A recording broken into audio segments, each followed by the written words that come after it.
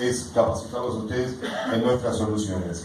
Así que bueno, vamos a empezar con la primera charla de hoy, ¿sí? Les quiero presentar al señor Julio Durán, ¿sí? Vamos a dar un aplauso al señor. Con la capacitación. Así que bueno, Julio, ¿qué tal? ¿Todo bien? ¿Sí? Te voy a dejar mi micrófono por ahora. La actividad que está haciendo eso es fundamental. El título de la charla es bastante más abarcativo de lo que va a ser. Yo pongo el reloj por acá para autocontrolarme el tiempo. El título de la charla es más abarcativo de la realidad del contenido, porque esencialmente voy a hablar de energía solar fotovoltaica. Yo trabajo en la Comisión de Energía Atómica, tengo también un cargo de profesor en la Universidad Nacional de San Martín y estoy en la Asociación Argentina de Energía Renovable y Ambiente, que estaba mencionada ahí en la transparencia. A eso le gano por un año, porque decían recién, tengo 40 años trabajando en energía solar en la Comisión. Muy brevemente, esto es simplemente para dar un panorama en 2 o 3 transparencias de lo que está pasando en el mundo con la energía solar y en particular con la energía solar fotovoltaica.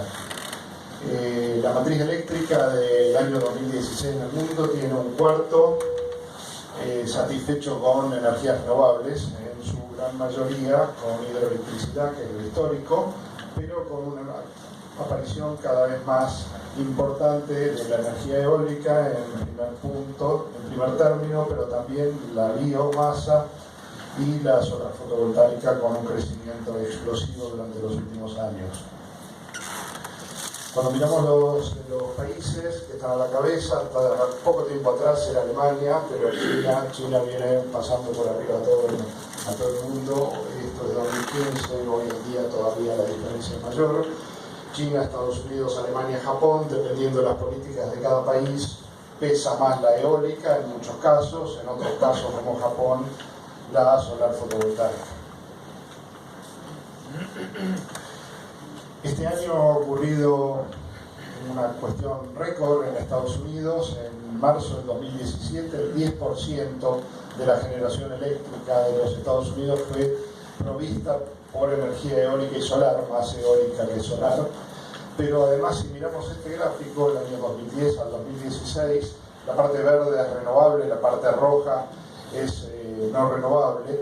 Vemos que prácticamente en la mayoría de los años, del 2012 para acá, más del 50% de la nueva potencia instalada en los Estados Unidos fue con renovable. Veo que están sacando fotos, yo creo que se pueden dejar las transparencias, se pueden entregar las transparencias. Este crecimiento fuerte de la participación de las renovables en la matriz eléctrica se está dando no solo en los países desarrollados, sino también en muchos de los países de la región, la mayoría de los cuales están claramente más avanzados que la Argentina. Casos extremos, Costa Rica y Uruguay tienen más del 90% con renovables. En todos los casos hay una componente muy fuerte de hidroelectricidad, pero con participación cada vez más importante de otras fuentes, como la geotérmica en el caso de Costa Rica y la eólica en el caso de Uruguay. En Chile un crecimiento muy fuerte de la energía solar fotovoltaica, en particular en la zona de la Puna de Atacama. El fotovoltaico, como les decía, viene creciendo en forma exponencial. En el año 2016 se agregaron 75 gigavatios, 75.000 megavatios a nivel mundial de fotovoltaico. Y si miramos lo que pasó en el año 2016, fue récord la nueva potencia instalada en el mundo, 161.000 megavatios de renovables. Esto representó más del 60% de la nueva potencia en el mundo, o sea, se instaló más que cualquier otra fuente de energía. Y de este 62%, casi el 50% fue fotovoltaico.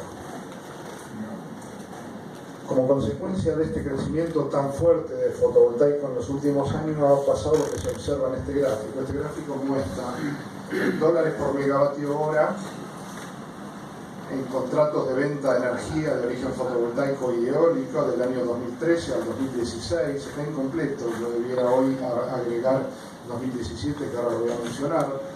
Los puntos estos naranjas son contratos de solar fotovoltaico en distintas partes del mundo. claramente por encima de eólica. En el año 2013, un 50, un 60% arriba eran los contratos de venta de energía con solar fotovoltaico en el 2013, y en el 2016 se cruzaron. En 2016 prácticamente los números eran iguales de energía solar fotovoltaica y energía eólica. Hoy en día hay contratos por venta de energía de origen solar fotovoltaico en México por $20 en megavatio hora. En todas estas cuestiones es difícil saber cuánto subsidio o apoyo o incentivos fiscales hay, pero hay que recordar que esto ocurre en todos, o sea, los fósiles son fuertemente subsidiados en el mundo también. De todas maneras, cuando hablemos de la parte argentina, voy a mencionar la estimación de los beneficios fiscales en los contratos de venta de energía proveniente renovable. Todas estas fuentes de energía, y en particular la solar fotovoltaicos, es una gran generadora de empleo. Estos son los empleos directos e indirectos por tecnologías del año 2015 en el mundo, en miles de personas. A la cabeza, solar fotovoltaico. ¿Qué está pasando en la Argentina? Bueno, por un lado estamos en el año de las energías renovables y efectivamente están empezando a pasar cosas importantes. La matriz eléctrica en 2016 muestra una contribución prácticamente nula de eólica más solar, 0,4%, mucho fósil, bastante hidroeléctrica de gran escala. El tema es que normalmente las regulaciones y reglamentaciones y legislaciones, cuando se habla de renovables, no incluyen la hidroeléctrica de gran escala, que es comercial desde hace mucho tiempo. Por eso en realidad, cuando se hablan de objetivos con renovables, no se están incluyendo las de gran escala. La parte de solar fotovoltaica, yo recién mencionaba 0,4% la contribución a la matriz eléctrica en 2016 de eólica más solar, pero prácticamente todo era eólica. Solar es mínima la participación, es claramente por debajo del 0,1%, y gran parte de esa generación está en estas centrales que están acá. San Juan, Uyum, una planta experimental, Terraza de Portezuelo, y entre 7 y 8 megas en San Juan, Cañada Honda y Chimbera, que es un lugar que está pegado a Cañada Honda. La ley 27.191 de promoción de las energías renovables, que modificó la 26.590, tiene estos objetivos. Fin de 2017 o el año 2018, 8%, 20% al 2025. Nuevamente remarco lo que decía anteriormente, que no incluye las centrales hidroeléctricas de gran escala. Hoy estamos en el 2%. En el año 2016 la contribución fue el 2%, posiblemente hoy sea algo mayor. Este 2% incluye eólica y solar fotovoltaico que mencioné antes, algo de biomasa o biocombustibles y también hidráulica de pequeña escala. ¿Qué es lo que ha hecho el gobierno? Bueno, durante el año 2016, en base a la ley de fomento de las energías renovables 27191, armó el programa renovable y llamó a licitación para adjudicar 1000 megavatios con renovables, en su gran mayoría con eólica y solar. Recibió ofertas por 6.000 megavatios, se hizo una ronda 1, luego una ronda 1,5 que fue complementario por el hecho de que había habido muchas más ofertas que lo que se pretendía licitar, y finalmente terminó adjudicando 2.400 megavatios entre las rondas 1 y 1.5 que se desarrollaron en el año 2016. El promedio en particular del costo de la energía o del precio de la energía en la ronda 1.5 fue de $54 el megavatio hora, con números muy similares en la parte de solar fotovoltaica y eólica. Estos son números razonables a nivel internacional, no de los límites que se han obtenido en Perú, ahora en México o en Chile, pero son números razonables. En la ronda 2 se licitaron 1.200 megavatios, pido disculpas que no incluí los resultados, no tenían la transparencia de ellos. ofertas por 9.000 megavatios, y a diferencia de lo ocurrido en la ronda 1, hubo más ofertas de solar fotovoltaica que de eólica. De los 9.000 megavatios, 5.000 megavatios eran ofertas con solar fotovoltaico. O sea, está claramente cambiando la tendencia de esto a nivel mundial y en particular en la Argentina. Yo mencioné antes que bueno, hay beneficios fiscales asociados a la ley y la Subsecretaría de Energías Renovables estima que esos beneficios fiscales representan aproximadamente $5 el megavatio. O sea que este $54 el megavatio hora probablemente sea un número del orden de $60. En la ronda 2 los números son más bajos, son del orden de $45 el megavatio hora. Estos mapas se ven, esto está sacado de la presentación de Sebastián Kim, el subsecretario de Energías Renovables, donde fueron las ofertas, en las rondas 1 y 1.5, eólica que empezó esencialmente en la Patagonia, se fue extendiendo a gran parte del país, solar que se inició con la ronda 1 en Salta y Jujuy, también se extendió pero siempre hacia el noroeste del país, biogás, biomasa en esta zona y pequeñas aplicaciones o emprendimientos hidroeléctricos en las provincias de Mendoza y Río Negro.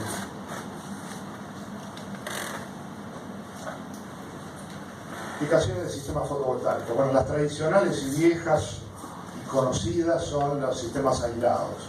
Todo lo que se puede hacer con energía eléctrica se puede hacer con un sistema fotovoltaico. Estos son sistemas que habitualmente tienen acumulación, salvo los de bombero, en cuyo caso uno puede acumular agua. En muchos casos tienen que ver con la calidad de vida de la población, porque son lugares que no tienen acceso al servicio eléctrico de red. Lo que ha ocurrido es que, a pesar de que el 20% de la población mundial no tiene acceso al servicio eléctrico, solo representan menos del 1% del mercado mundial. Esto está claro por ese motivo. Debiera haber inversión de los países desarrollados para mejorar la calidad de vida en estas regiones, pero no las hay en la proporción que debiera. No es tema de esta charla, pero no quería dejar pasar la oportunidad de mencionarlo. Todo el mercado fotovoltaico a nivel mundial ha pasado por los sistemas fotovoltaicos de conexión a red. Esto viene pasando ya desde hace varios años atrás. El sistema de conexión a red puede ser tanto integrados o sobre viviendas, edificios industriales, edificios comerciales, o directamente en piso. Las dos son instalaciones en el país. El Chañar, en la provincia de Neuquén, una pequeña instalación de tipo domiciliaria, y esta es una planta de 200 kilowatts en piso en Armstrong, provincia de Santa Fe. Nos vamos acercando a lo que es el tema fundamental de mi charla, que es en la parte de lo que es aplicación terrestre en la Comisión de Energía Atómica. Venimos trabajando desde hace 5 o 6 años en colaboración con la Universidad de San Martín. Antes de ir a la parte específica de generación eléctrica distribuida, quiero mencionar algunas cosas que tienen que ver con energía y sustentabilidad en la ciudad. Hay temas fundamentales, edificaciones energéticamente eficientes. Ahí está todo el tema del etiquetado energético, se está trabajando en el país, hay varias provincias que están trabajando, un tema muy importante. Obviamente uso racional. Cuando uno habla de renovables no puede olvidarse de hablar en simultáneo con temas de uso racional y de eficiencia. Y el otro punto clave es generación local de energía mediante fuentes renovables, su mejor eficiencia. Y cuando hablamos de generación local, hablamos no solo de energía eléctrica, que es de lo que voy a hablar yo, pero también hablamos de energía térmica.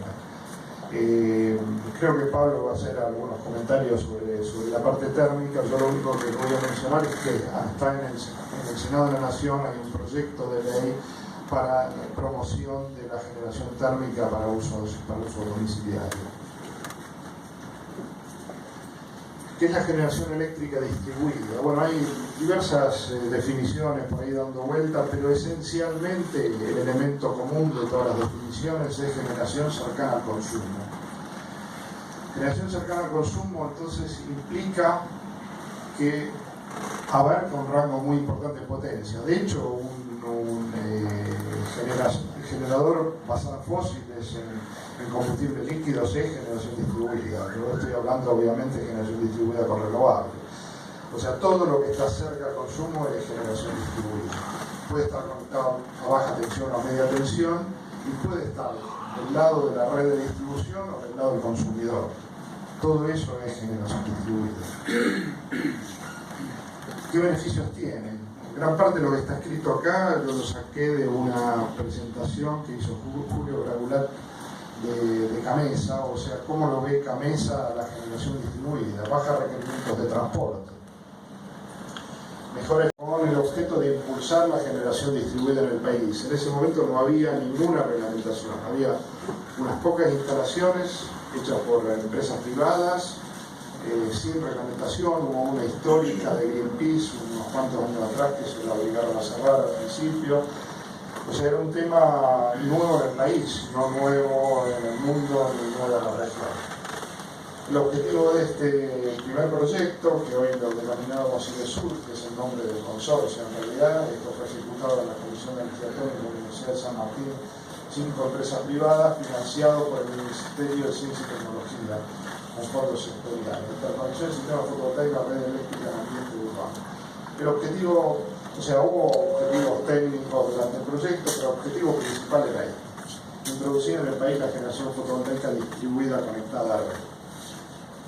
Este proyecto se ejecutó entre el 2012 y el 2016, se hicieron acuerdos con 30 instituciones de diversas partes del país y en la práctica sigue en ejecución porque esto estableció una red de colaboración a lo largo del país que sigue trabajando y colaborando en el tema, pero formalmente terminó y se acabaron los fondos del subsidio el año pasado. Como continuación de eso presentamos un nuevo proyecto, esta vez asociado a una única empresa y a la empresa provincial de energía de Neuquén, que tiene por objetivo hacer una experiencia piloto de generación distribuida de redes inteligentes y en este caso instalando una potencia relativamente grande, 200 kilowatts, bajo un único transformador. El objetivo de esto es mostrar, a los sectores eléctricos les asusta este cambio de filosofía o de paradigma. El objetivo de esto es mostrar que se puede, con las redes actuales prácticamente sin modificaciones, instalar potencias del orden del 40% de la potencia máxima que puede proveer el transformador. Este está en ejecución, lamentablemente bastante atrasado en relación con lo que nos gustaría, pero bueno, está en ejecución en este momento. Como les decía, esto implica un cambio de paradigma bastante receptivo en el sector eléctrico. Estaríamos pasando de generación centralizada, transporte, distribución y consumo a algo que genera en el extremo del consumo y además a través de una fuente intermitente.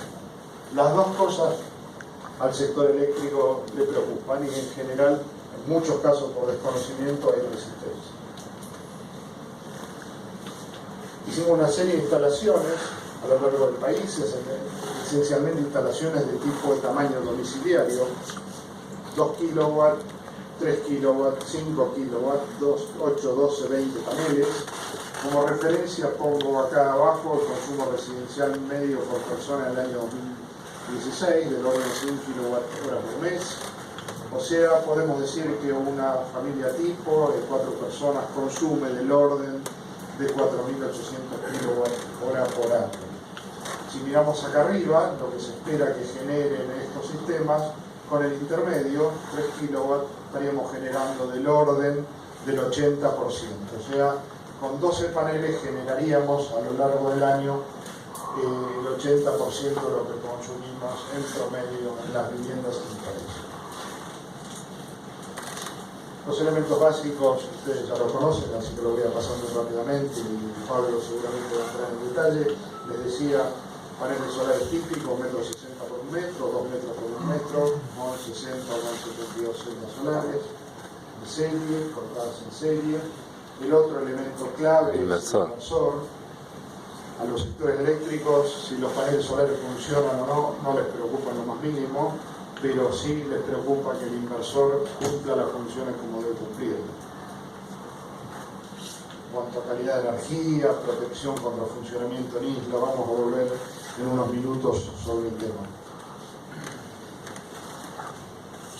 Los sistemas son sumamente sencillos, un conjunto de paneles en serie, dependiendo del inversor. Esto también Pablo le va a entrar. 9364. Pocas protecciones, Parte 7. cargadores de sobretensión, un seccionador, interruptor diferencial, interruptor termomagnético. Esto es parte de la reglamentación AEA 9364, parte 7, sección 702.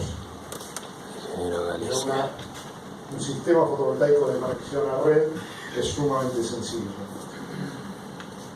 ¿Qué características tiene? Inyecta energía eléctrica a la red solo en presencia de radiación solar. No cuenta con baterías, se desconecta automáticamente ante corte de suministro eléctrico. Esto es clave, la mayoría de los que están acá seguramente que ya lo conocían. Es importante remarcarlo cuando uno habla con un cliente, por ejemplo.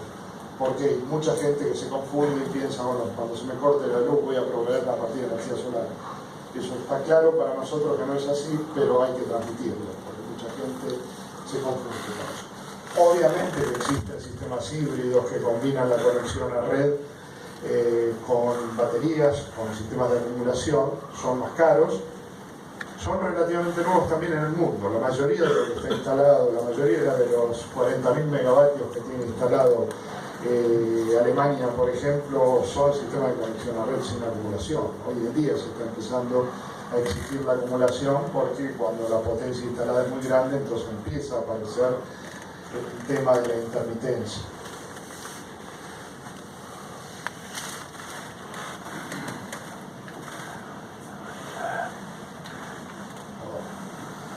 En el marco de este proyecto se hicieron más de 50 instalaciones en diversas provincias del país, Ciudad de Buenos Aires y 15 provincias, e incluso una en la base Marambio de la Antártida Argentina.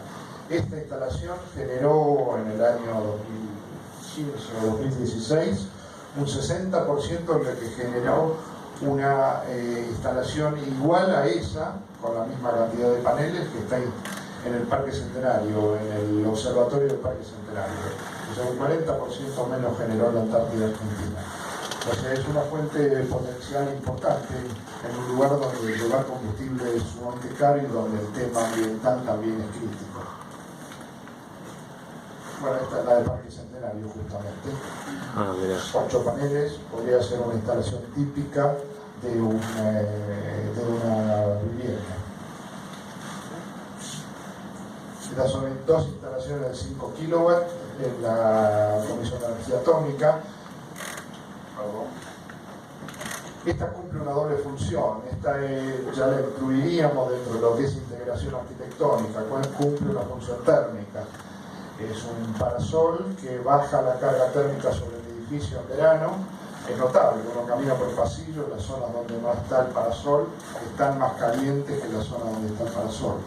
O sea que ese cumple la función de generar energía, pero también de bajar el consumo de energía para aire acondicionado en el interior del edificio. Es una instalación más grande, pero hecha también con sistemas de 5 y 3 kilowatts en la Universidad Nacional de La Plata, que provee aproximadamente entre el 5 y el 6% del consumo de la Facultad de Informática. Se intentaron promover también algunas instalaciones de alto impacto, viviendas sociales, edificios públicos, lugares públicos de alta circulación. Se hizo una instalación en la estación San Martín del ferrocarril Mitre y ahora estamos haciendo una propuesta en colaboración con la DIC para la estación Victoria también del ferrocarril Mitre. Este es un dibujo, es un render como lo llaman los arquitectos, o sea, la idea es montar paneles solares sobre este alero de la estación. Algunas viviendas sociales en Correa, provincia de Santa Fe.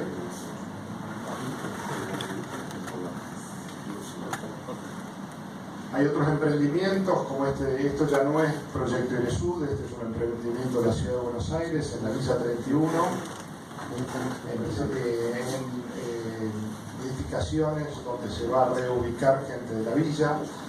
Acá quería marcar que una de las cosas que se están observando es que por falta de experiencia de los proveedores o de los diseñadores se cometen errores como el que se ve en esta foto.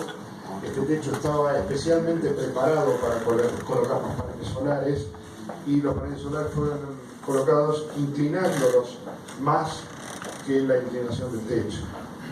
Instalación más cara, genera menos, y desde el punto de vista de integración arquitectónica claramente peor.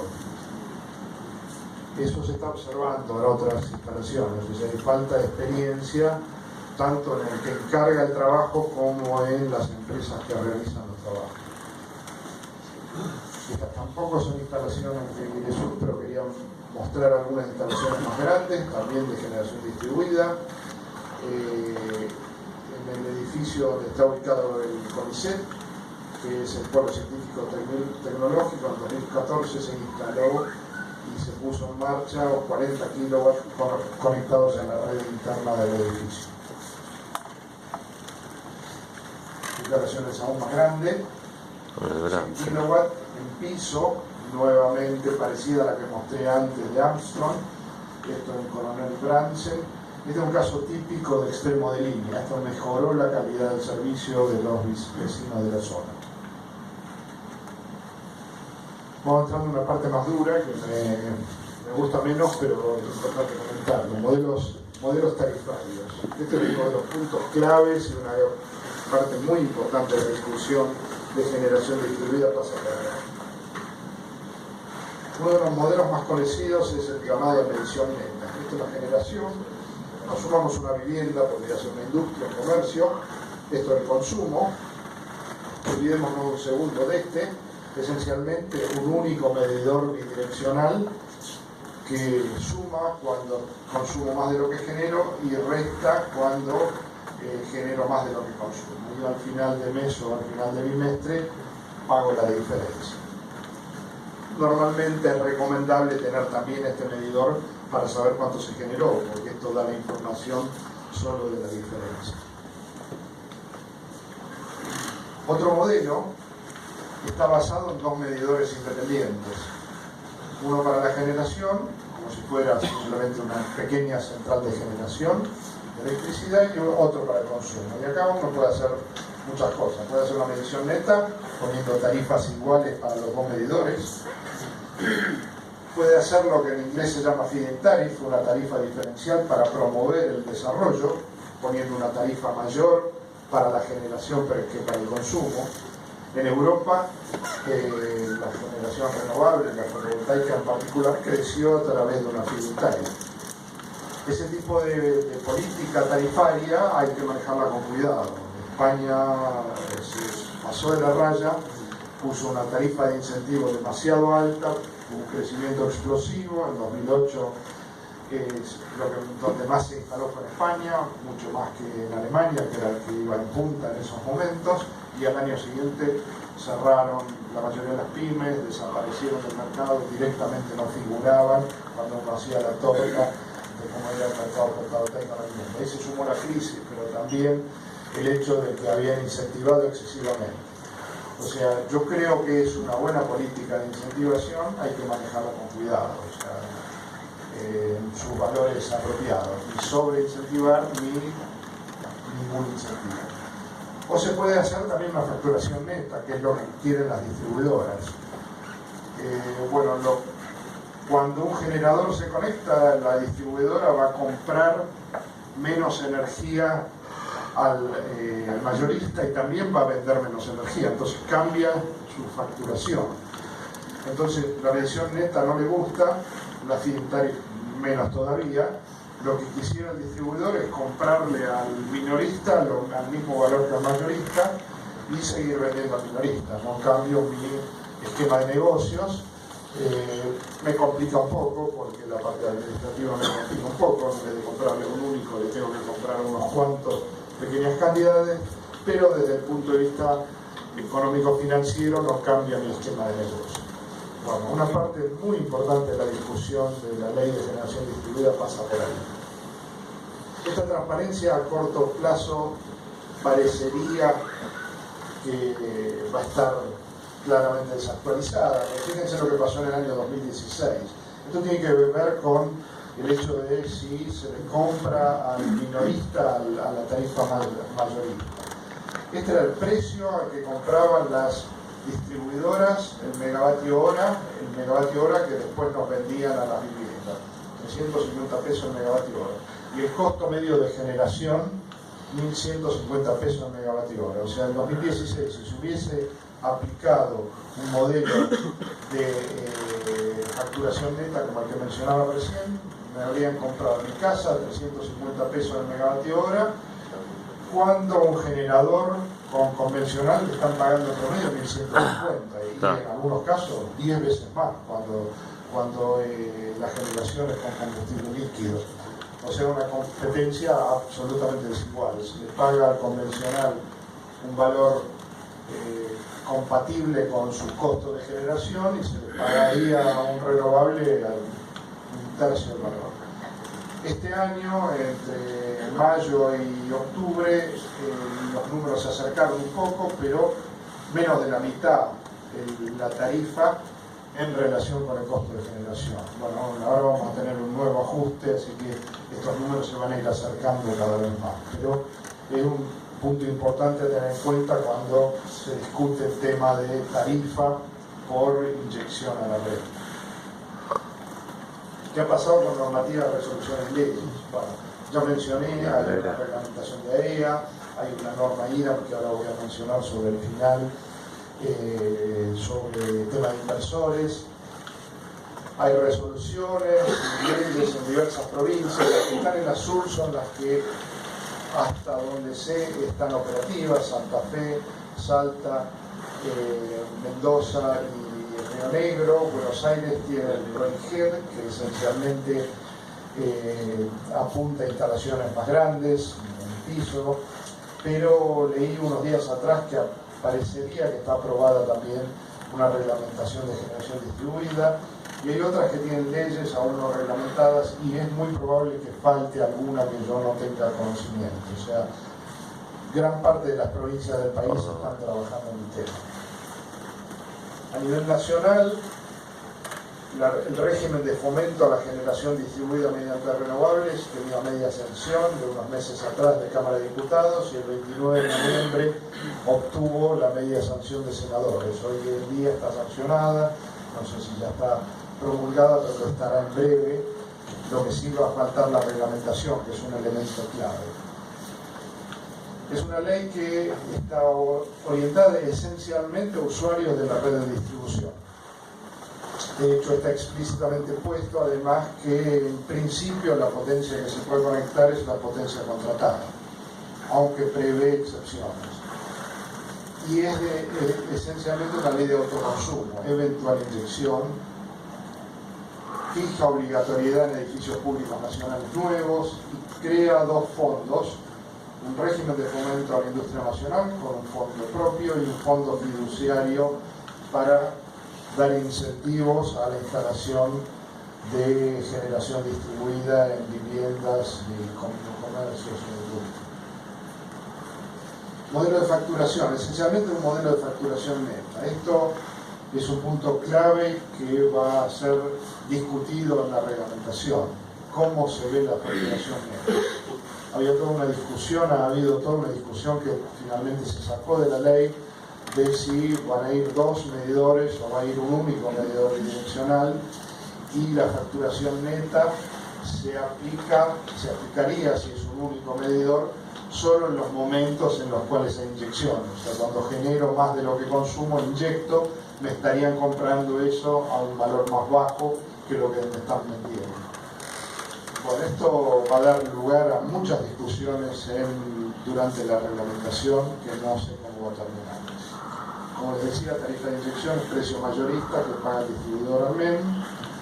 El excedente podría generar crédito y se va a establecer en la reglamentación mecanismos para cesión o transferencia de créditos. Me sobran créditos, bueno, ¿cómo lo negocio, cómo lo traspaso a otra vivienda, a otro comercio?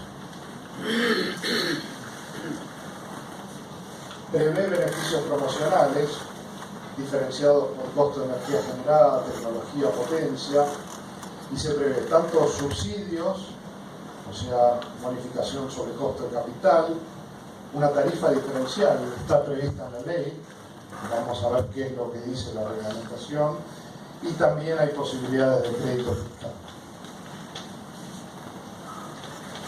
A mi entender tiene esencialmente dos puntos débiles. Es esencialmente una ley de autoconsumo, no prevé, no contempla el generador distribuido como tal. Este generador distribuido como tal, que podrían ser 100, 200, 400, 500 kilowatts, 700 kilowatts, ha quedado fuera de esta ley y tampoco puede competir en Renovar, porque Renovar tiene tarifas tan bajas asociados a la escala de la instalación, porque por más que modular, no es lo mismo comprar en el mercado internacional paneles solares para instalar 100 megavatios que para instalar 500 kilowatts.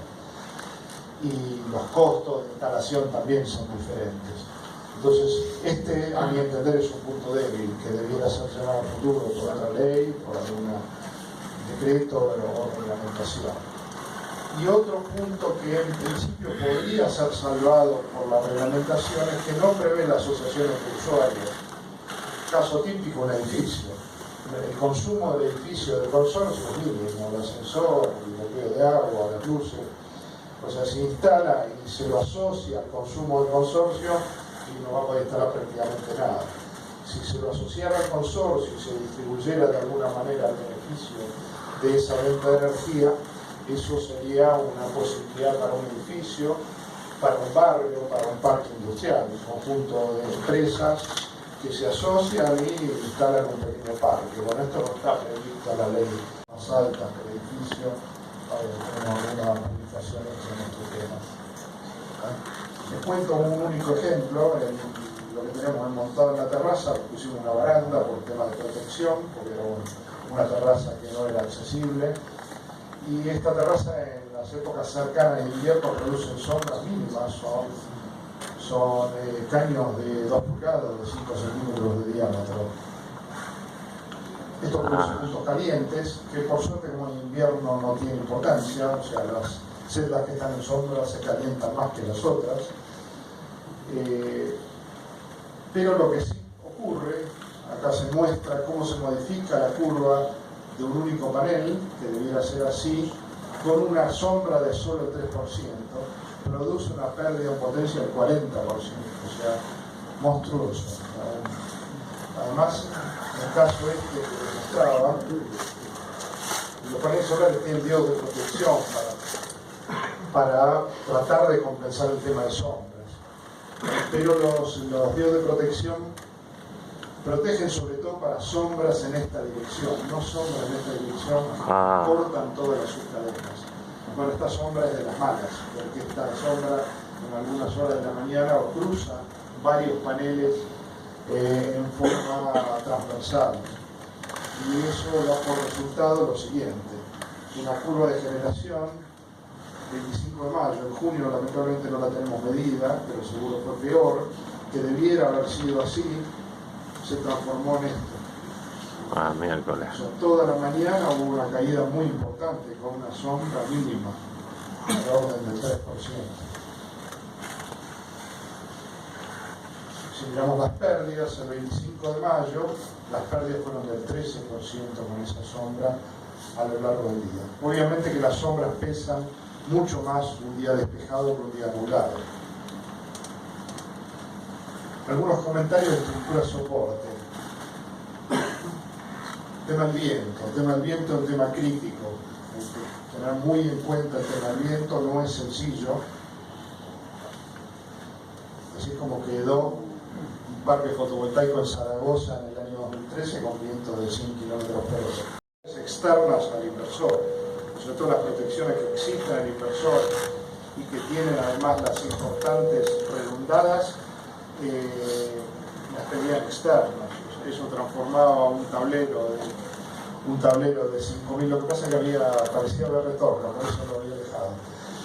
Un tablero que podía costar 5.000 pesos se podía transformar en 20.000, no tengo números de hoy, esto era de un par de años atrás. Anti-isla, lo mismo, se pretendía pedir una protección anti-isla externa al inversor. Esto viene redundado dentro del inversor, no tiene ningún sentido. No voy a enumerar, hay normas internacionales por el tema de desconexión automática ante tensión o frecuencia fuera de rango, funcionamiento en isla, seguridad eléctrica constructiva y funcional, también detección de inyección de corriente continua, medición de fugas, de corriente de fuga y todo el tema de calidad de energía. Esto se los dejo porque están enumeradas diversas normas vinculadas con el tema. Hoy en día ya hay una norma IRAM, que no sé por qué motivo la asociaron a módulos fotovoltaicos, se la pusieron como una nueva parte de un conjunto de normas de energía solar para módulos fotovoltaicos que se denomina inversores para conexión a red de distribución, requisitos generales. Esta norma fija criterios y define cómo deben ser los ensayos de los inversores de conexión a red. En la comisión adquirimos un tiempo atrás un sistema para ensayo de inversores de conexión a red. Esencialmente tiene simulador, una fuente de potencia continua que simula los paneles solares y una fuente de potencia o una fuente de corriente de alterna que simula la red. Con este sistema podemos ensayar inversores de hasta 5 kW. Se puede hacer calidad de energía, de armónicos, factor de potencia, eficiencia.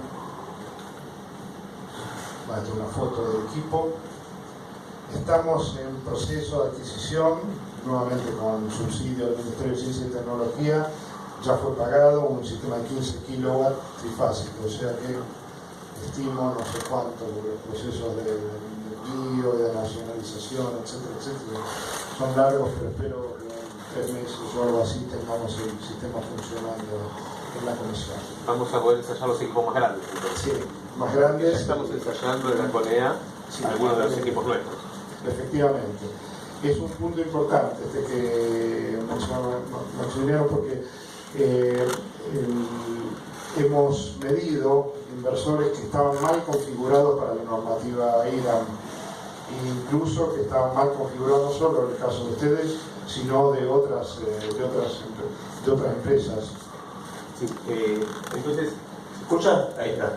Es importante decir esto porque si bien todos los inversores que nosotros trabajamos vienen ya con todas estas normativas, con ensayos internacionales cumpliendo, pero cada país, y bueno, Julio sabe esto más que yo, pero cada país tiene su propia normativa y cuando los traemos a Argentina, antes de sacarlos al mercado, buscamos una entidad seria local como es la CONEA para que los ensayen y para nosotros quedarnos tranquilos de que los productos que sacamos al mercado, si bien no están solo validados internacionalmente, también están validados de forma local. Sí, es muy importante lo que mencionas. De hecho, lo que observamos es que era un tema de configuración. Y por otro lado, las distribuidoras o las empresas provinciales en general no tienen cómo ensayar. Hay un parámetro que hemos detectado que no cumplía otro inversor, no el que nos trajeron ustedes, que es el de reconexión, que es fácil de medir, pero el resto de los parámetros no son triviales de medir y las distribuidoras en general no tienen cómo medirlos. Entonces, podría ocurrir que estemos conectando a la red inversores que están configurados en forma no compatible con nuestra reglamentación. Bueno, se miden armónicos, acá hay algún resultado, no voy a entrar en ningún detalle. Esto es lo que admite la norma y el azul es los armónicos medidos en un inversor AEG. Se puede medir eficiencia en función de la potencia de trabajo. Obviamente la eficiencia es muy alta. Este es un inversor que tiene unos años. Hoy en día cada vez son más eficientes y cada vez son más planas estas curvas. O sea, trabajan a muy alta eficiencia, incluso trabajando lejos de la potencia nominal. Este era un inversor de 2,8 kilowatts. Uno de los ensayos claves, que ese no lo hacemos con el sistema, sino que se armó un sistema específico, es el de la anti-isla.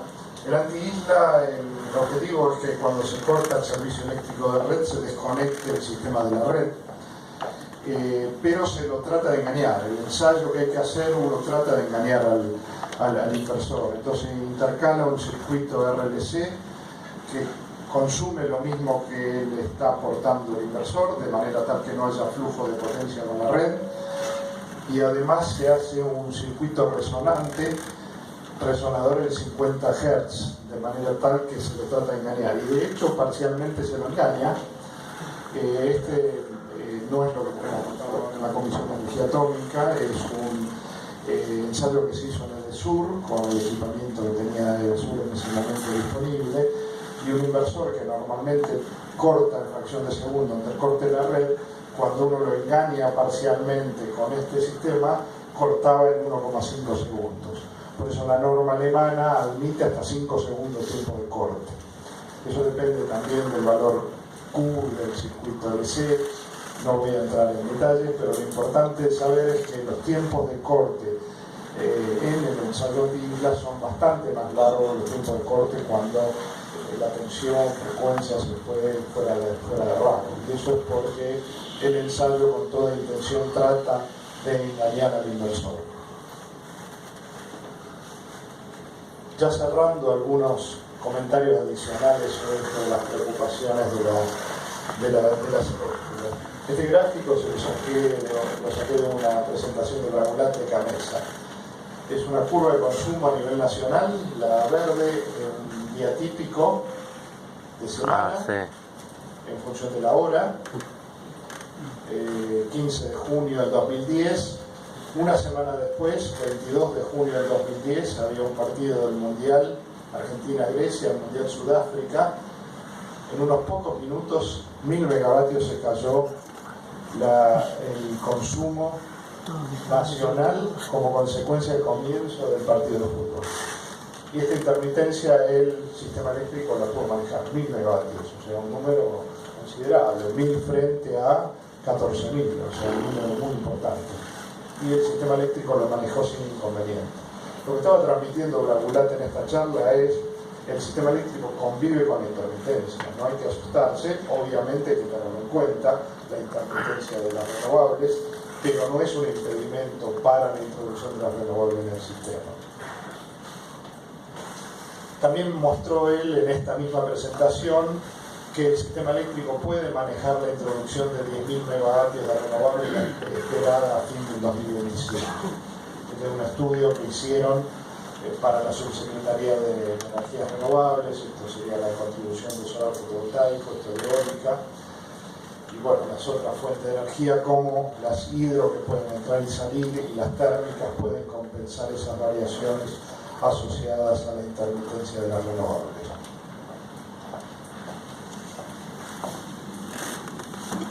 Y ahora sí, cerrando, porque faltan 3, sobre todo últimamente se oye menos, pero sistemáticamente en las reuniones que teníamos de generación distribuida aparecía el tema de las armónicos. ¿Qué pasa con los armónicos? ¿No va a perjudicar la calidad del servicio eléctrico?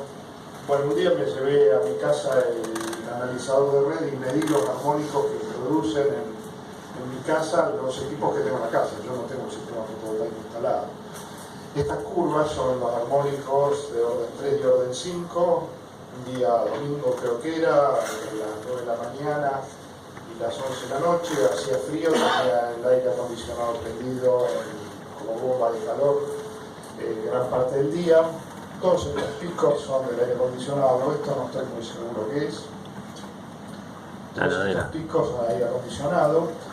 El punteado rojo de acá y el punteado azul son los límites que fija la norma IEC para equipos de hasta 16 amperes. O sea, el aire acondicionado está claramente por debajo de lo que fija la norma IEC, y el punteado este de acá abajo son las perturbaciones de orden 3 y de orden 5 que introduciría un inversor que yo podría instalar en mi casa, de 2,8 kilos.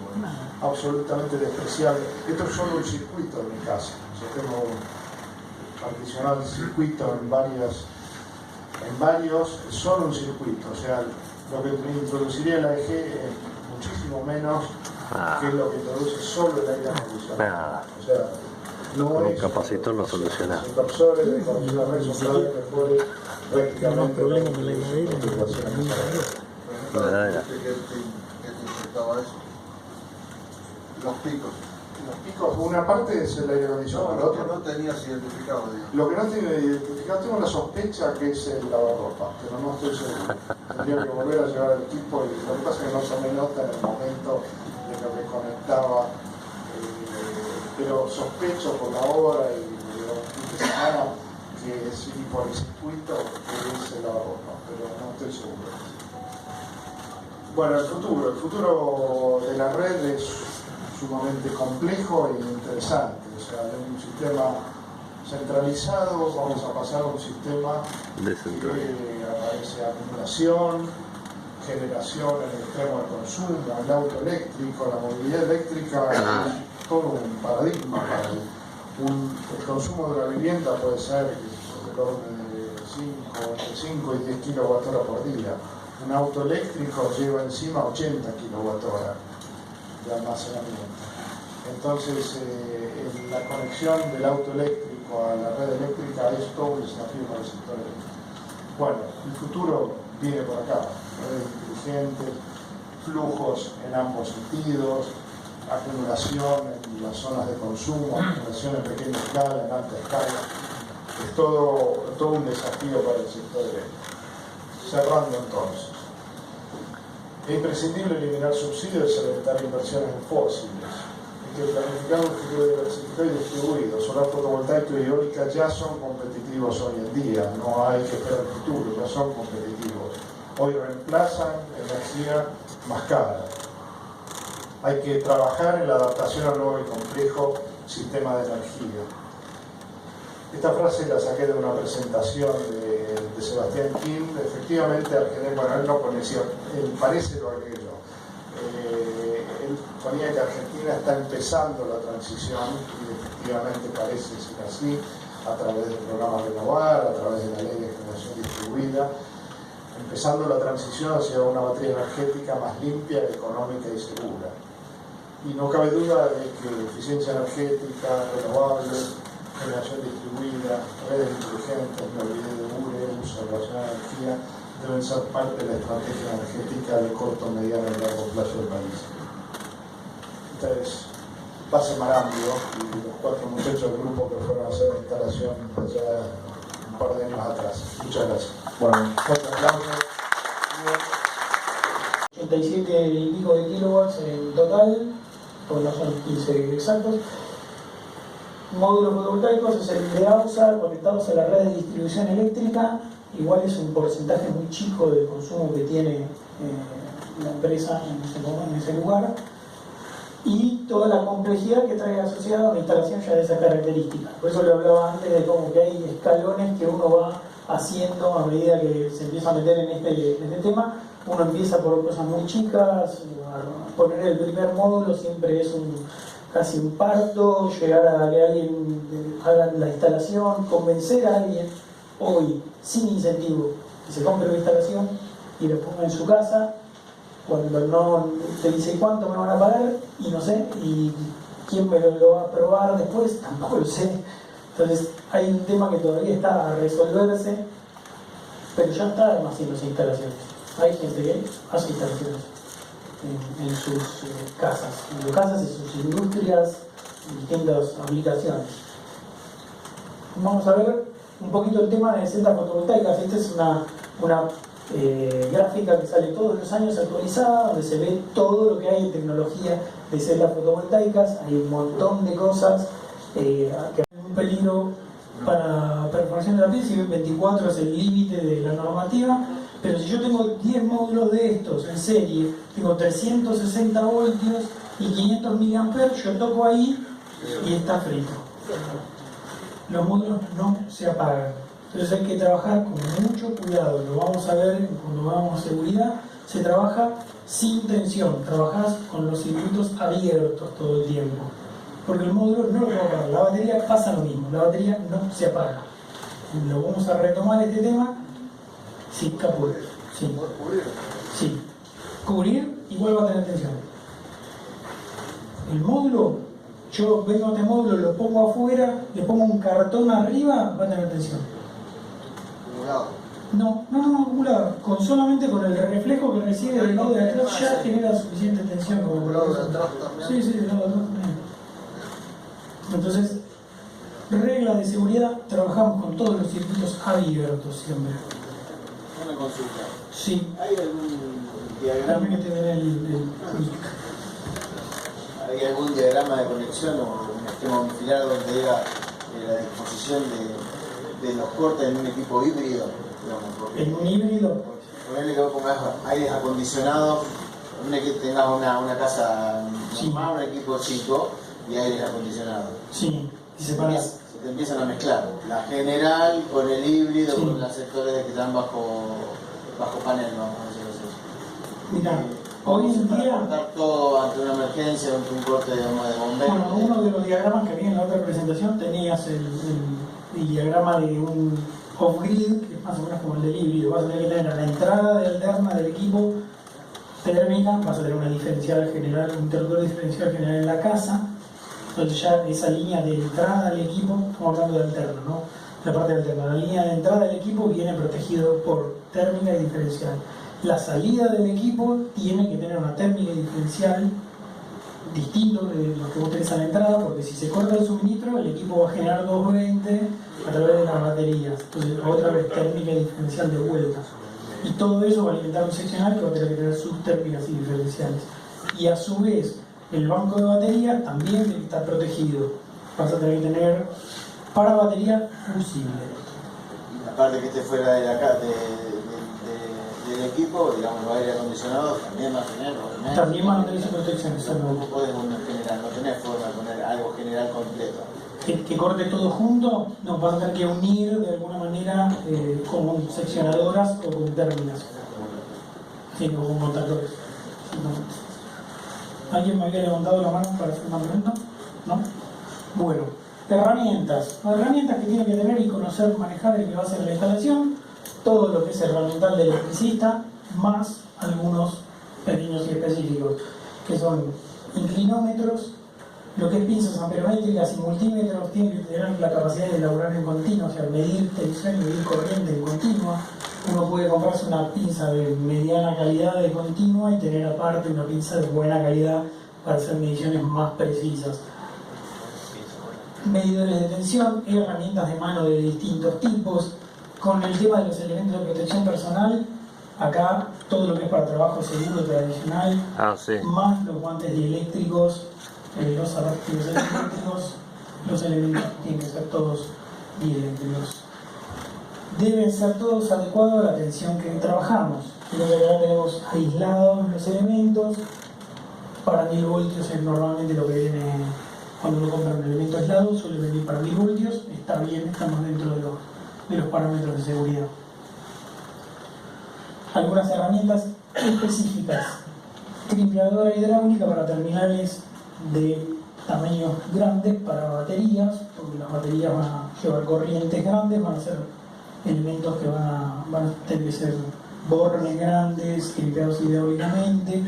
Y la crimpeadora para terminales MS4, que son los terminales que traen los paneles. ¿Por qué les digo esto específicamente? Porque yo vengo, me encuentro con el panel, quiero llegar hasta el tablero, voy, corto el cable, perdí la garantía. En ese orden. Sin ninguna vuelta atrás. Yo corté el cable, perdí la garantía del módulo. Alguien me lo está diciendo, yo te garantizo 25 años de garantía, le voy a cortar el cable.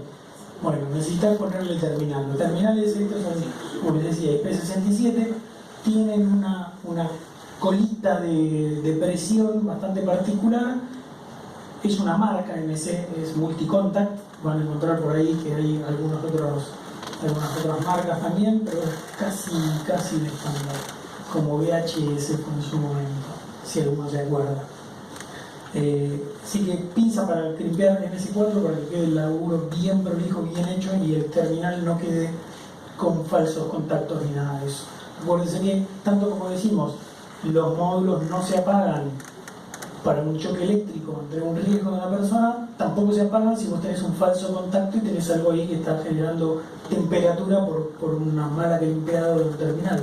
Se va a calentar, se va a calentar, se va a calentar, se va a resecar, se va a terminar quemando. Y elementos más específicos, acá les dejo dos marcas y dos elementos específicos para instalaciones de gran porte.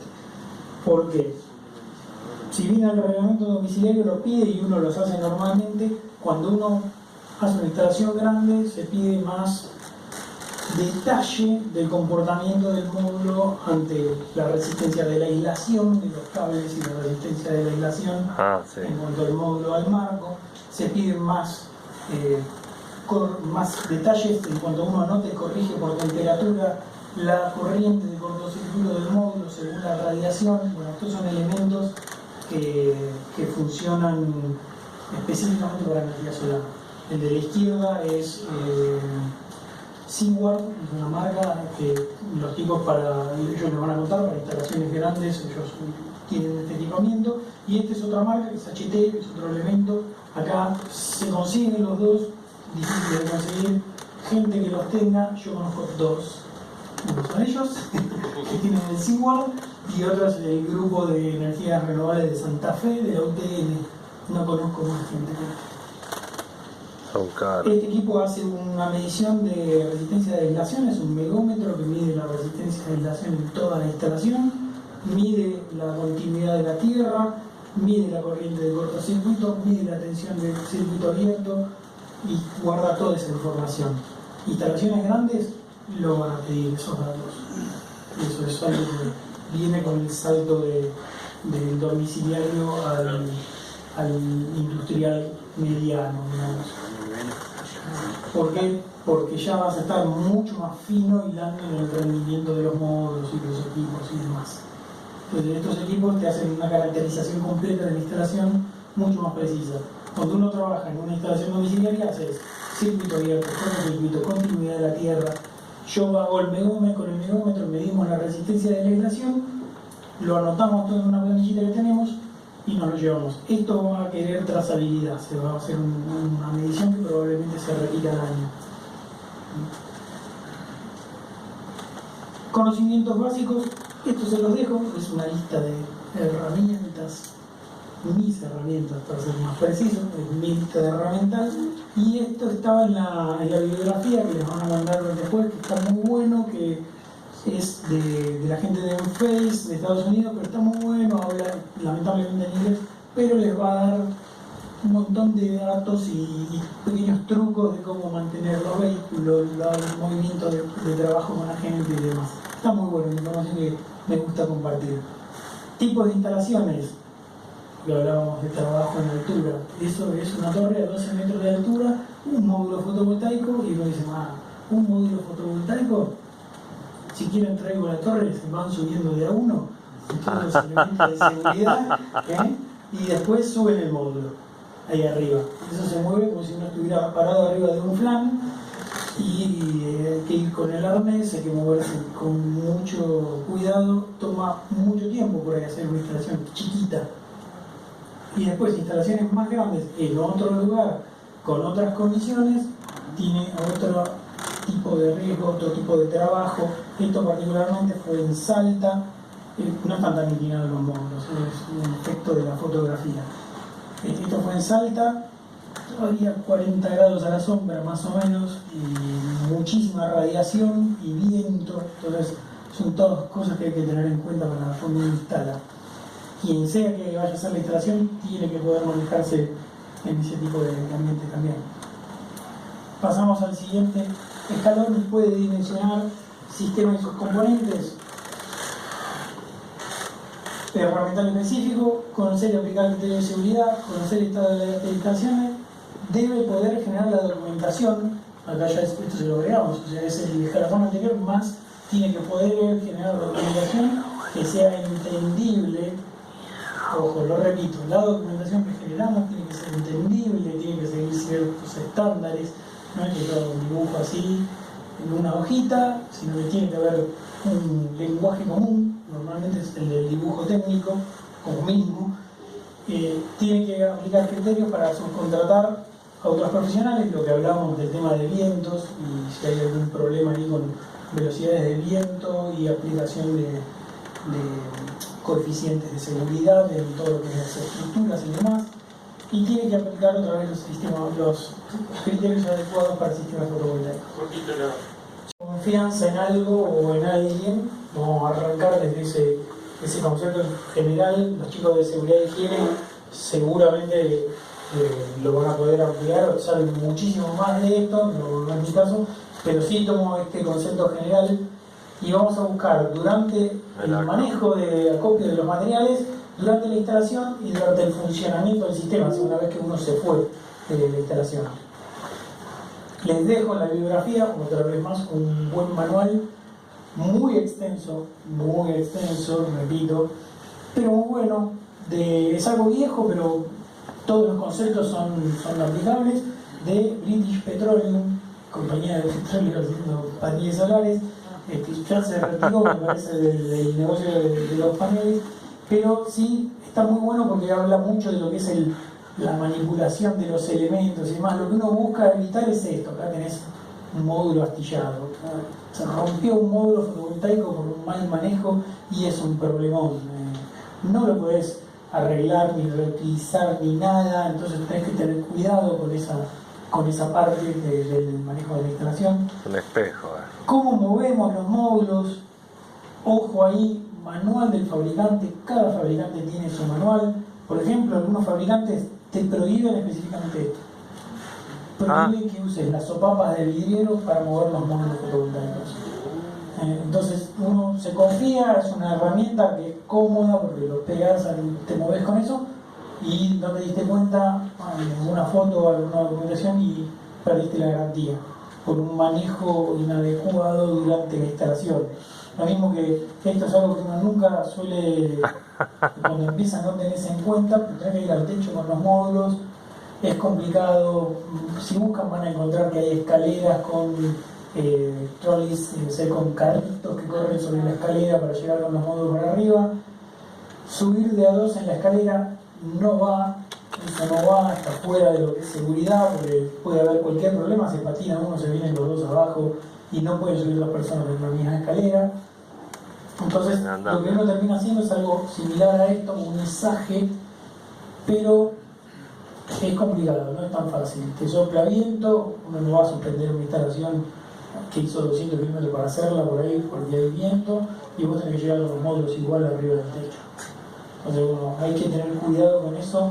Esta solución es una solución que es comercial, eso se vende afuera, es bastante apropiada, uno lo guía como si estuviera levantando vidrios. Tienes un palo, una polera, alguien arriba para recibir el módulo.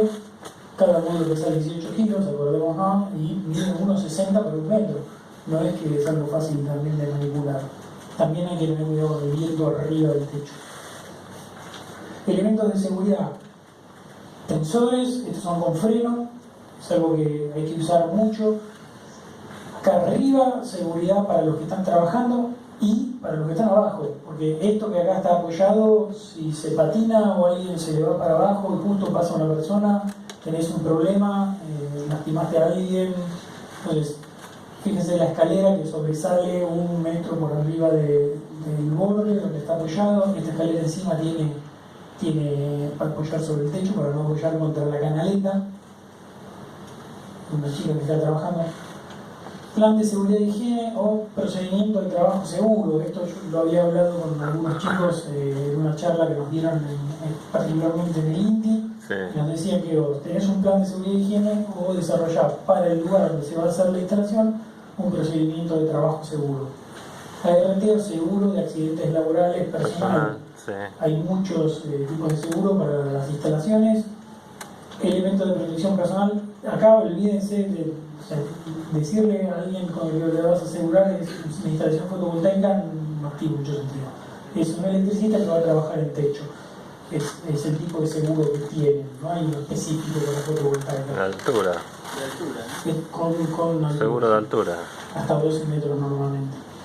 Elementos de protección personal, subrayo personal, porque es de cada uno su casco, cada uno su guante, cada uno sus botas, cada uno su ropa. No son colectivos, no se comparten. Entonces, la responsabilidad de ese elemento es de la persona. ¿Sí? Y capacitación, lo único que tenemos que nos protege de cualquier accidente en la obra en general.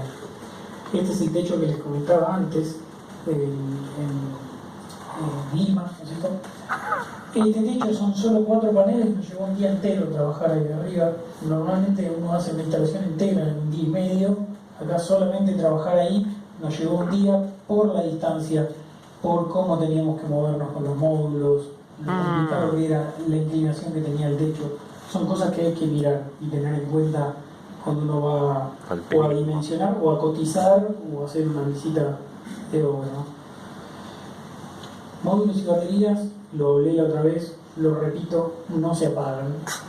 Entonces, trabajamos siempre con elementos de protección personal adecuados a la tensión.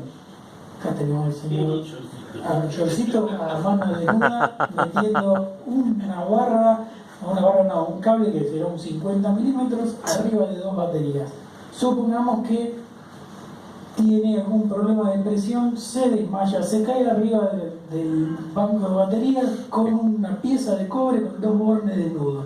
Chao. ¿No? Entonces, esas cosas hay que tratar de evitarlas. Guantes, mangas largas, ¿no? Dejar baterías, tener los protectores oculares y después evitar las conexiones en series grandes antes de asegurar los conductores. ¿Qué quiere decir eso? Yo tengo que cablear 10 módulos hasta este inversor, voy a poner primero acá, voy a ir al seccionador, voy a salir del seccionador con el cable hacia los módulos, voy a conectar el primer módulo y el último. No voy a armar la serie. Mientras yo no arme la serie, no tengo tensión ahí. Entonces, no tengo problemas, no tengo riesgo. Trabajamos sin armar la tensión. En el banco de batería trabajamos de la misma manera. Ponemos la primera batería que va a armar la cadena a la barra, la segunda batería al fusible extraído, no está puesto fusible, y después empezás a ir cableando de una batería hasta la otra, dejás el medio abierto, empezás del otro lado, dejás el medio abierto, siempre vas midiendo antes de conectar.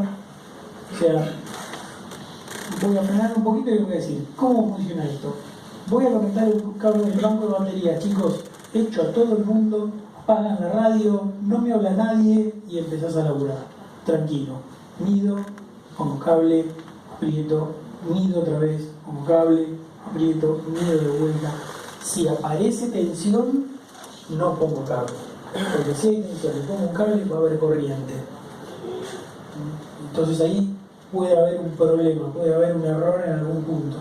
Experiencia personal, nos pasó de un banco de batería en cortocircuito. El cable de 10 milímetros se pela como si fuera nada, se evapora, se como fusible y se convierte en una lámpara incandescente durante un rato que eventualmente se corta. En el medio hay humo, hay todo corriendo para todos lados. Es una soldadura eléctrica eso. Y fue un error humano, que es lo clásico, la mayoría de los errores vienen por ese lado. Estaban armando, nadie vio un par de cables sueltos atrás de la batería. Era positivo o negativo, se pegaron los cables y no se podía frenar con nada de eso. Entonces ahora vamos a ver algunos métodos que usamos para evitar ese tipo de errores. Pregunta, Sí. ¿se recomienda tener un matafuego en la zona de...? Sí, de hecho en la obra tenés que tener un matafuego. Tenés que tener un matafuego nomás.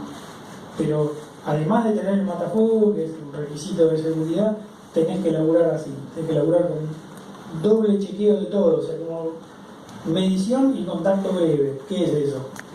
Yo estoy armando el banco de baterías, voy de la batería 2 a la 3, la voy a poner en serie. Pongo adentro de mi mano una de las puntas del cable, tengo el guante dieléctrico, pongo el primer borne y antes de poner en el borne de la siguiente batería, yo ya medí, ya viene con el multímetro, medí, no hay tensión. Antes de ponerlo definitivamente, por la duda le das 2 golpecitos. Si no hay chispazo, sigue todo bien ahí porque es el borne. Porque vos decís, no, yo ya medí, listo, lo conecto. Siempre podés perder de vista qué está pasando con algún cable. Entonces, chequeas todo 2 veces. Medís, tocas, medís, tocas, así vas armando el banco de baterías. Cuando llegas al final, si armás toda la serie y vos tenés baterías de 2 voltios, medís 48 voltios en el extremo, está todo bien. ¿Se entiende? Lo mismo se aplica para los módulos. O sea, terminé de hacer lo que les decía, fui de acá a la seccionadora, de la seccionadora al primero y el último módulo, voy a armar la serie, bueno, el 1 con el 2, el 10 con el 9, 9 con el 8, el 8 con el 7, y siguiendo, el 2 con el 3, el 3 con el 4, el 4 con el 5, 5 con el 6. Cuando yo una el 6 con el 7, acabo de tener 500 voltios. Entonces esto tiene que estar abierto, o sea, la protección abierta, no en contacto, tiene que estar seguro de que no hay nadie manipulando los tableros en ese momento. Es muy importante toda esta parte. Porque lo que hablábamos, módulos y baterías no se apagan. Este es el ejemplo del diagrama que les mostraba antes de cómo van quedando. Acá se ve el armado de las series de baterías, cómo están conectadas, son 5 series en paralelo. Aparte, no me gustan tantas series en paralelo, porque puede haber mucha circulación de corriente entre ellas, y lo más recomendable siempre es hasta 3, 4 como mucho. Serie paralelo. ¿Cómo? Ponerlas en serie en paralelo, ¿no? Claro. Estas están de 8 baterías en serie y después acá están todos los positivos, todos los negativos en una barra. ¿Cómo sería esto sin el cableado? Esto sería así. Esto acá sin el cableado. Entonces cuando vos vas a armar, ¿por dónde arranco? Y arranco poniendo de acá a acá. Estos celestes no están puestos. Los voy poniendo después, una vez que el negativo lo puse a la barra. Una vez que puse positivo al fusible, negativo a la barra, ahí empiezo a armar la serie.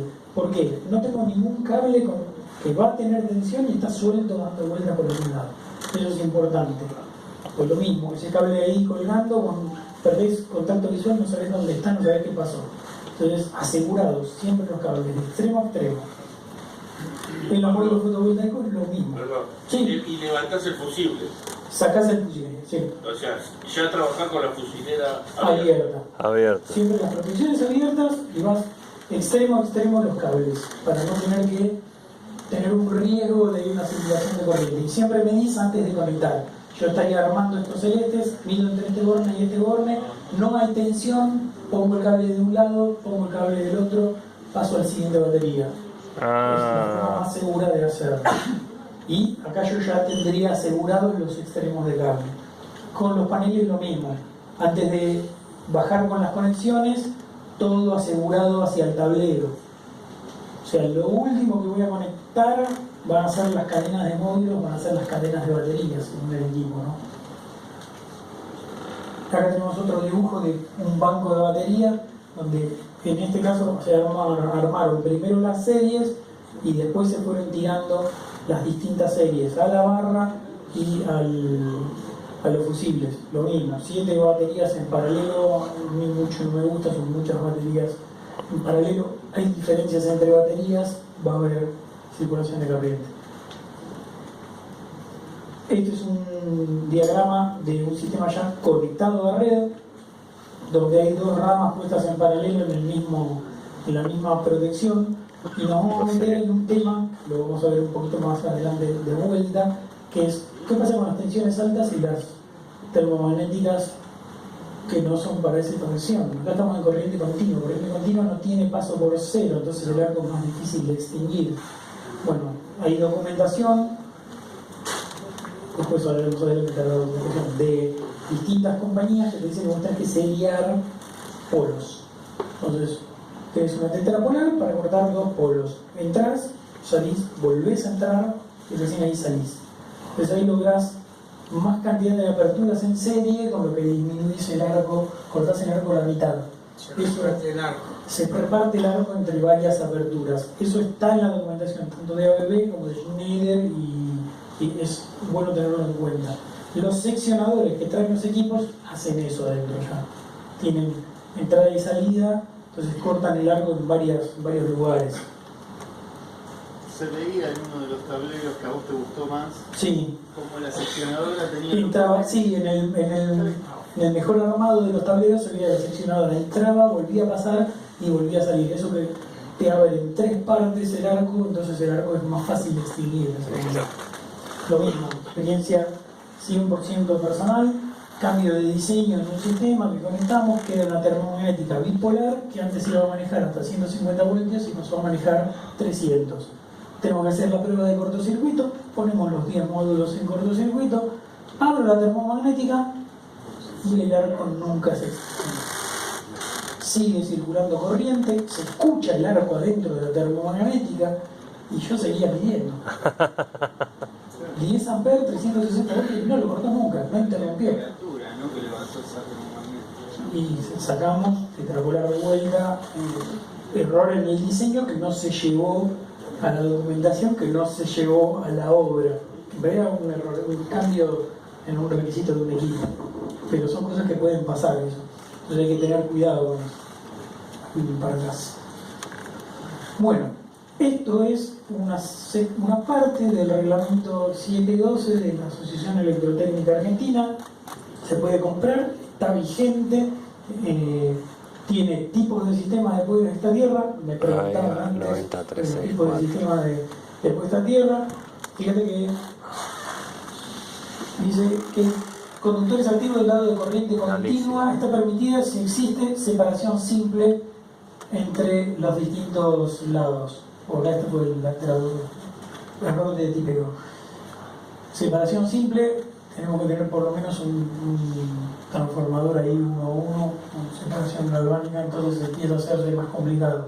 La mayoría de estos equipos no trabajan. Excepciones adicionales, como por ejemplo cuando en algún caso específico queremos evitar en un inversor on-grid inyectar energía a la red, ya sea de forma momentánea o de forma permanente, tenemos una solución como esta, que es una solución que viene muy bien, muy prolija, bien armada, no hay que armarla ya bien así, que es un sistema antirreflujo. O sea, en este sistema lo que hacemos es conectar el inversor acá, ya vienen con los conectores todos dispuestos para conectarlo, vienen con el módulo de comunicación ya instalado, no hay que cablear nada, y esto ya se conecta directamente y podemos evitar devolver a la red cuando nosotros queremos y de la forma que nosotros queremos. Así como tenemos esto, también tenemos otros adicionales distintos que se adaptan a la necesidad de cada uno de los usuarios que pueda llegar a ver hoy en el país, ¿sí? Además de esto, contamos también con un soporte y una ayuda especial para cuando ustedes necesiten hacer proyectos grandes. De esto, acá se habló poco y nada, yo voy a hablar 5 minutos sobre esto. De repente puede ser que a ustedes se les genere la oportunidad de hacer un proyecto grande.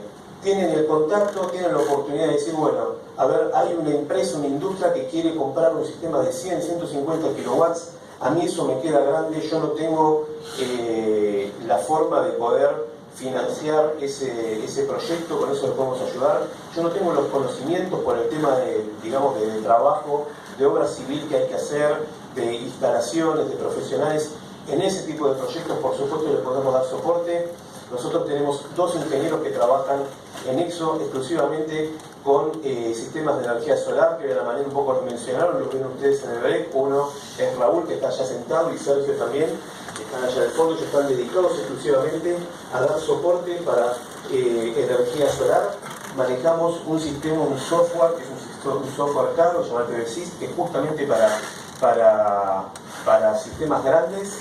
Y como decía Pablo hace un rato, quizás cuando hay un sistema chico en mi casa, yo si no pongo la orientación exacta del panel, si pierdo un poquitito de eficiencia acá o allá, no es grave, pero cuando hay un sistema muy grande, cada porcentaje de eficiencia es crítico, y con este software nosotros lo que podemos hacer sin necesidad de darnos demasiadas molestias, le podemos hacer una simulación al cliente para que el cliente sepa el sistema que le estamos ofreciendo, cuánta energía le va a representar exactamente, y además sepa que lo que le estamos ofreciendo es una simulación optimizada de lo que él necesita. O sea, es el sistema mejor configurado para la necesidad que él tiene.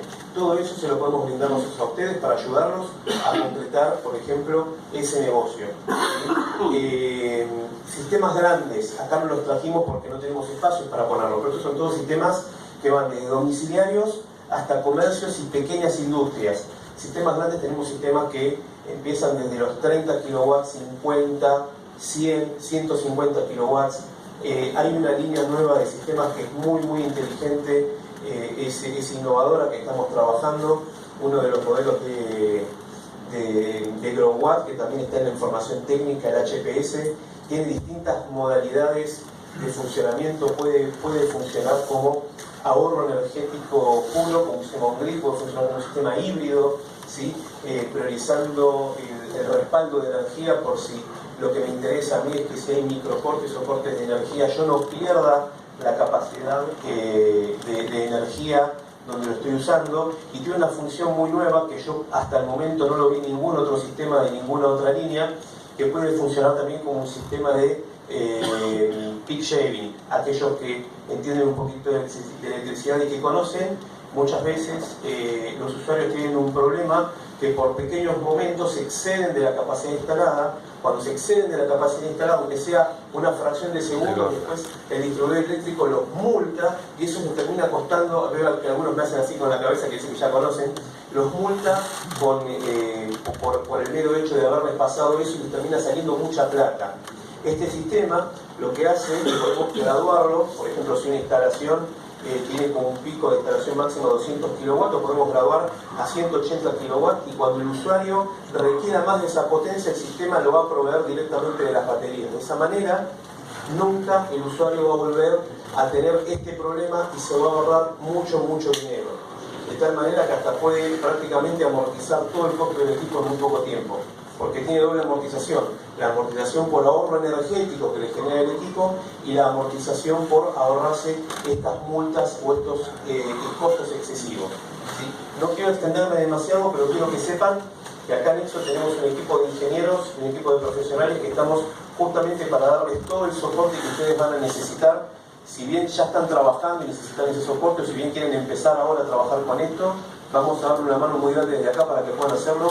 No es nuestro interés de EXO ir y hacer el trabajo en campo, ir y venderle al usuario final, ir y hacer la instalación. Para eso justamente es que queremos generar el contacto con ustedes, para que poder generar entre todos una buena sinergia y que esto sea un buen negocio para todos.